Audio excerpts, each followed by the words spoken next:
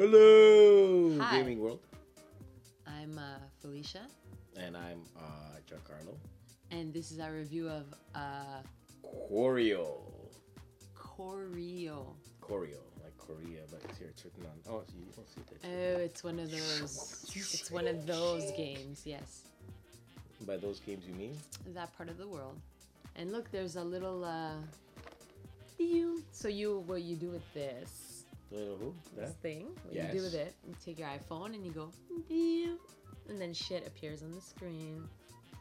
Why would you want shit to appear on your screen? Well, look, she looks like she's doing that. Meow.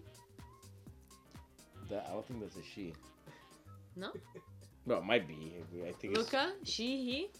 She have tits. Well, yeah. So it's a girl. Yeah, she has tits. Look, there's Does like she? two things on the side. Yeah, Yes, they're tits. Titties. Oh, I know my females. In Choreo, players vie for influence in a political steampunk universe rooted in the lands of 10th century Great Korea. The box contains 45 cards of 9 different families, 10 event cards, 6 barbarians and 4 lobbying, 8 season cards, 8 victory tokens, a first player token, and a rulebook written in English, French, and you guessed it, Korean. At the end of the 8th round, have the most influence and you win. Here's how to set up. Place the pile of victory points to form a pool.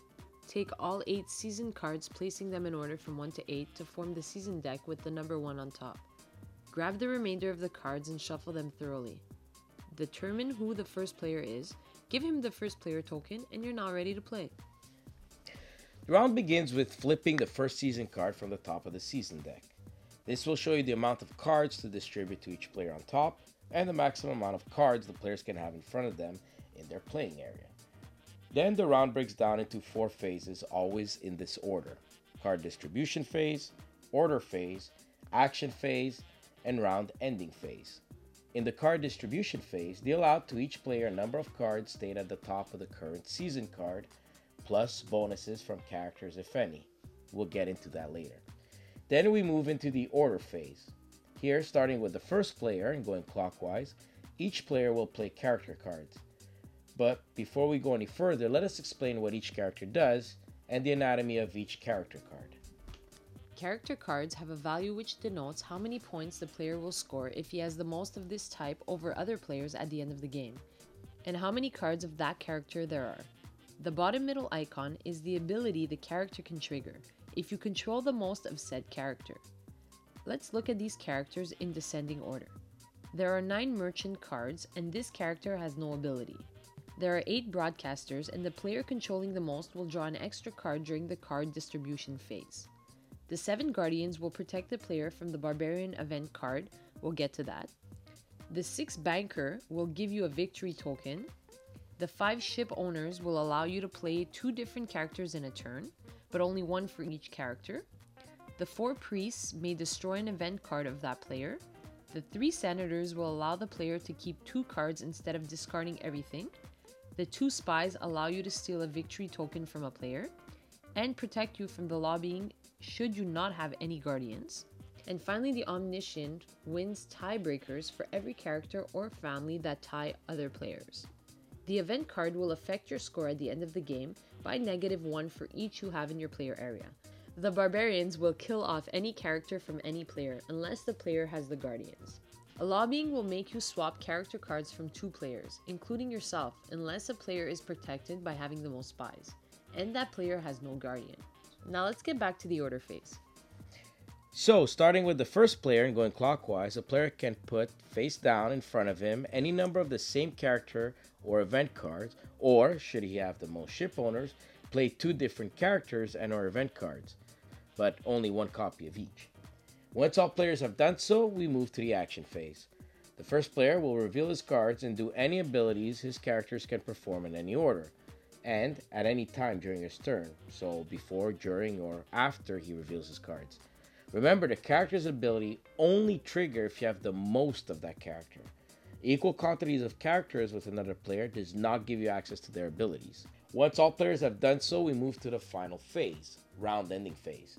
Each player, starting with the first, discards characters from his play area to a maximum number allowed denoted on the current season card. Event cards cannot be discarded this way, but yes, they do count towards the maximum cards allowed in your play area. Once all players have done this last phase, each player discards all cards not played, except if you have the most Senator, in which case you keep 2, and they are reshuffled in the deck. The first player passes his first player token to the player to his left. He'll now reveal the next season card and start off the next round, and so on. At the end of the 8th round, we go into the scoring phase. For each family that you have more of the character than any other player, you will score the listed value. So for example, if I have 3 merchants, another player has 2 and another has none. I've just scored 9 points.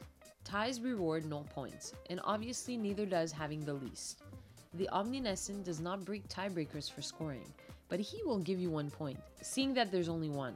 Don't forget to add any victory tokens achieved by either the Banker or Spy, and finally subtract any penalties for the event cards you have. The player with the most influence wins.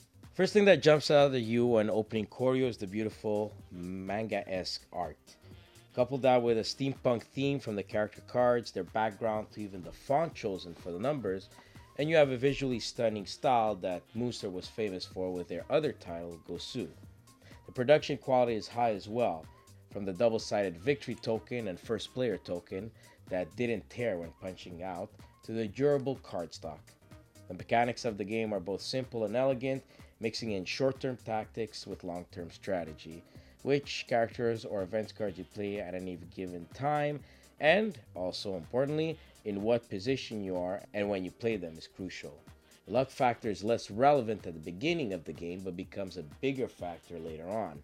You'll have less draw power as the seasons go by, and knowing what's left in the deck with simple card counting from your opponent's playing fields forces you to plan early on in the game.